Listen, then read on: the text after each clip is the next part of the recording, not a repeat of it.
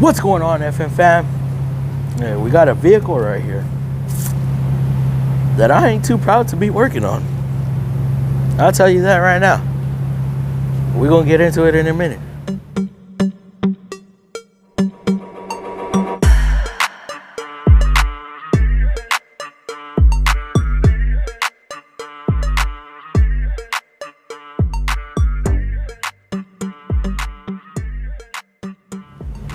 So I got this vehicle. They came in, I don't remember why. Something about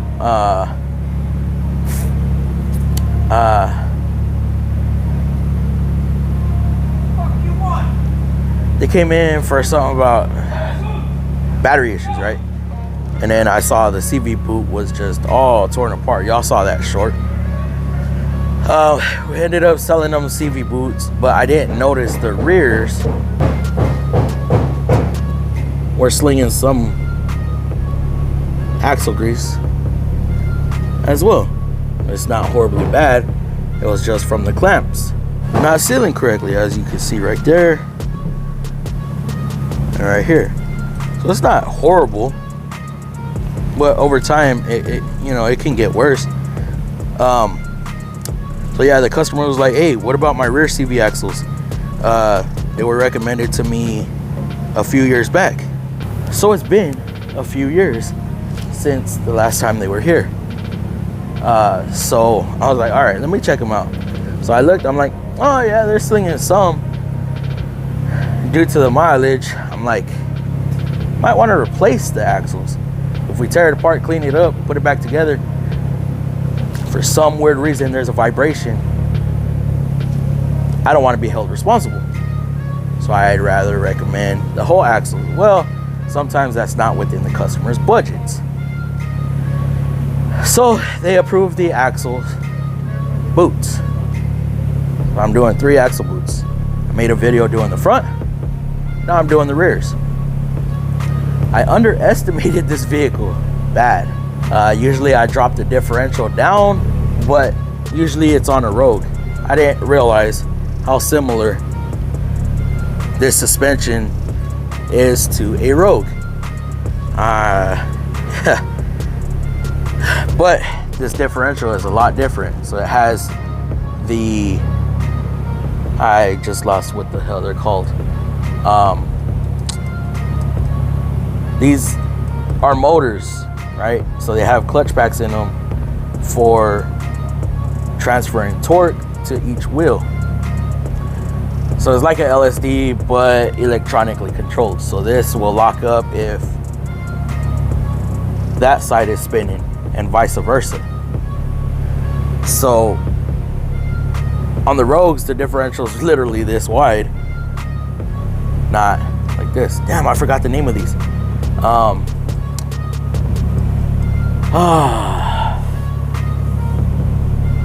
Torque coupler. Yeah, torque coupler. So the torque couplers on this are on each side for traction control.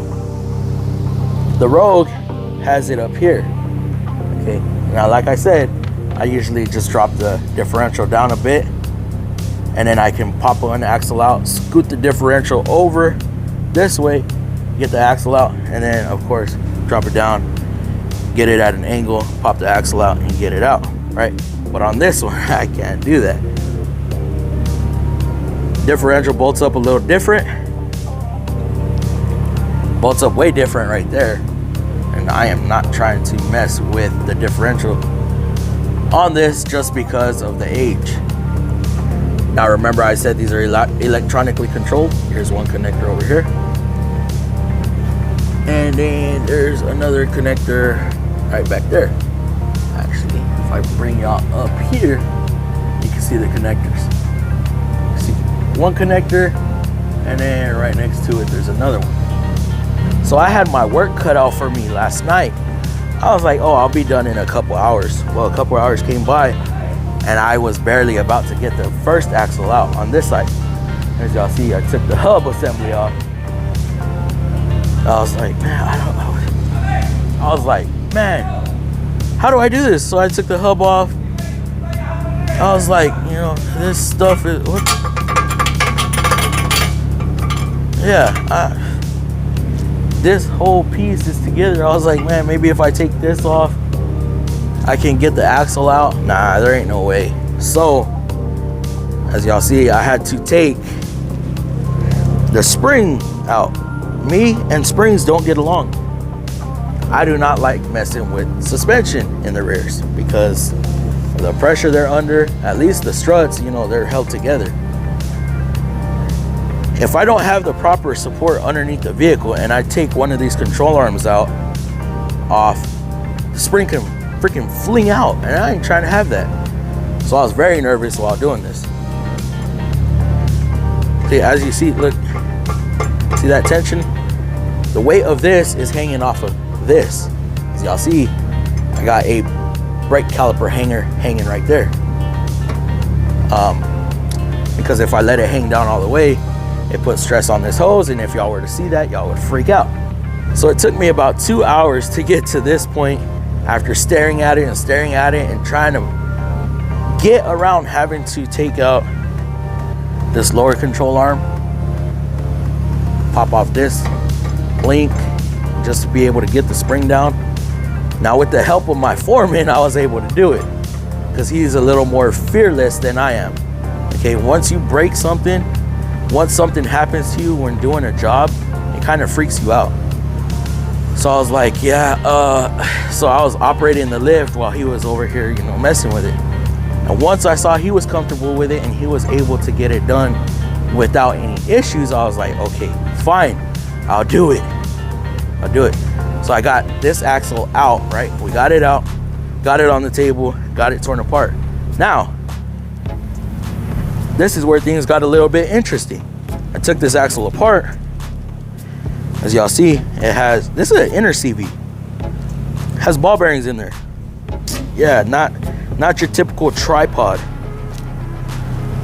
So when I put this thing back together, I'm like, that looks a bit odd.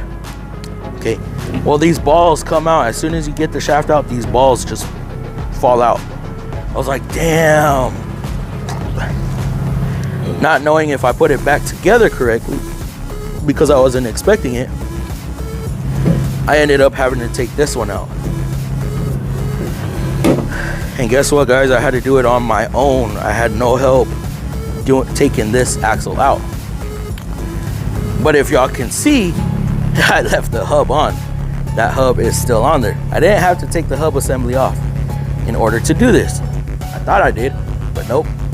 After learning how to do that side, I was like, oh, I got it. So I did this all by myself, and it actually came out quick. I did it fairly quick, fairly simple, fairly easy. It's just the fear of the spring that I was scared of. But once I saw that you can actually get this thing on the ground, put a jack under it, and slowly lift the vehicle up after you pop these arms off, because this is where all the weight is, because the spring sits in the cup right there. You can actually just slowly lower the jack. The spring will fall because there's no more tension. It'll fall. Just pull the spring out, and yeah, you just let this thing hang. Push this, scoot it out of the way. Push your axle through there. Pop it out to the top, and then just give it a yank up here. Right, because your axle's down here.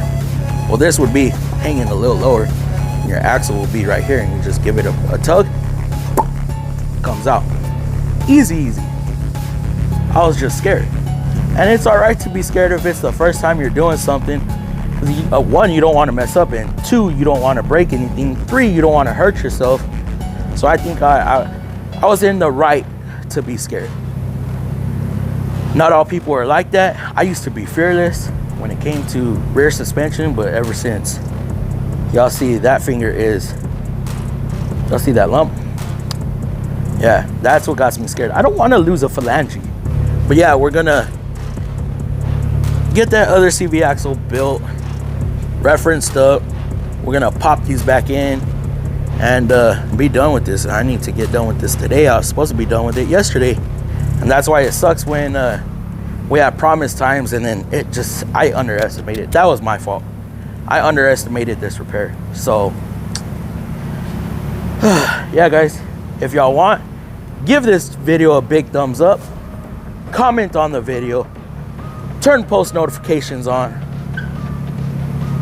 No, I said that wrong. If y'all want, give it a big thumbs up, comment, subscribe to the channel if you haven't already, turn post notifications on. Links in the description below for some of the tools I love to use, some of the tools that I do recommend to purchase, and some of the equipment I use to make these YouTube videos. All right, guys, so if y'all can, check out these videos, subscribe right there. Get out of here.